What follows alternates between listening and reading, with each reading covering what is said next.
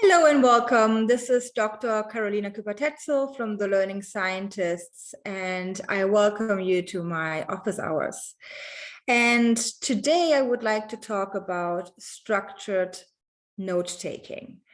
So we had a wonderful video by Althea a couple of months ago, I think, about note-taking, specifically for students and how to structure the note-taking, how to use a note-taking system. She introduced the Cornell note-taking system to students as a way to take notes. Now, when it comes to note-taking, yes, there is the side of the student to take notes and to structure the notes and so on. But then there's also the teacher side. So what could teachers do to facilitate note-taking or to make note-taking more beneficial and effective? And when you look in the literature, there's actually some research that looked into that investigated whether, for example, providing students with an outline or with some kind of structure to start their note-taking with, and whether that had an effect on later memory performance. And it is also something that I have been thinking to do myself in my own teaching, because the answer to the question whether it makes a difference to student learning is yes. So studies that have looked at different outlines provided to students for note-taking. So in conditions where, in some condition, students do not get any kind of outline. They are just told to take notes. And a condition where they are told to take notes using a specific outline that you provide them with, you usually find a benefit of providing students with an outline. And I always thought, well, that would be great. So I could, when I write my lectures, provide kind of a handout for students that could be a starting point for their note-taking.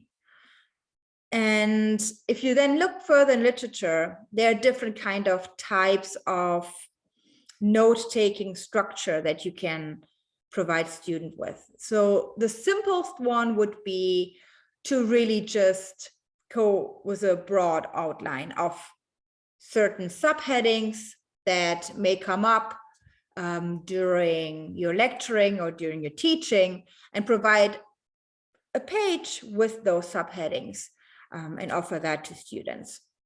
There are studies that looked at different ways on how that kind of scaffold can be provided. So for example, there are so-called matrix outlines, where you provide students with a matrix of subheadings on the top row.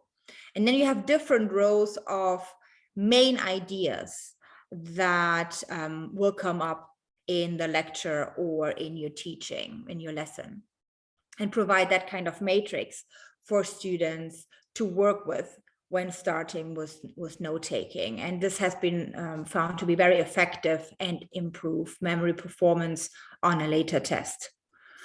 Another way to provide a structure to students is, for example, to use a visual representation of an outline.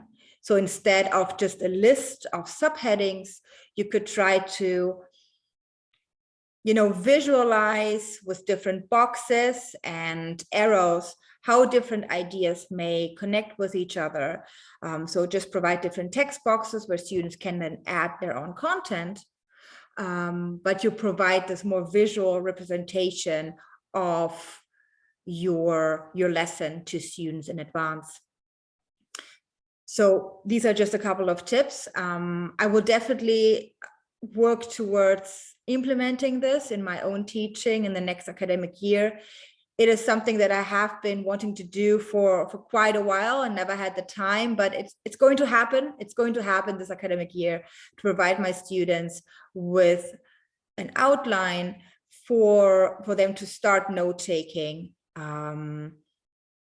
when they attend my lectures.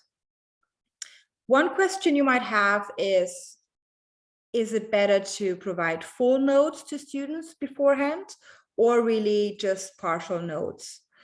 And the answer to this seems to be that it's better to provide partial notes, partial structure to students, so they can fill in the blanks themselves and engage in that note-taking process when they are in your lesson, in your class.